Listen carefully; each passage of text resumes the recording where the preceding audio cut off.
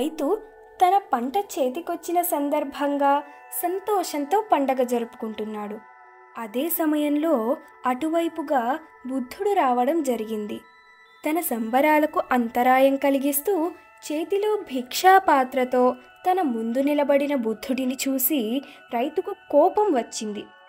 అతను బుద్ధుడితో, అయ్యా, నేను కష్టపడి పొలం దున్ని విత్తనాలు నాటి పంట పండించాను.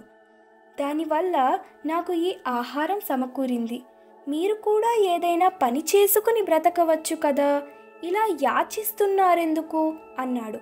అందుకు బుద్ధుడు, నాయనా, నేను చేసేది కూడా వ్యవసాయమే అని బదులిచ్చాడు.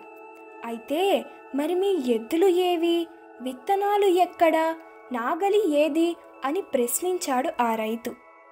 దానికి బుద్ధుడు, నాయనా, నేను చేసే శ్రమే నేను ఉపయోగించే ఎద్దు.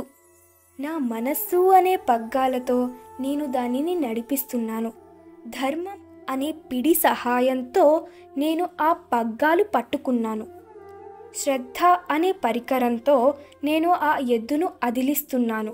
నా విఘ్నత, నా నిరాడంబరతే నేను ఉపయోగించే నాగలి.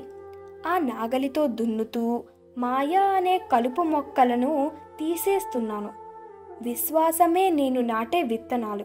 నేను చేసే మంచి పనులే వాటికి పోషణ.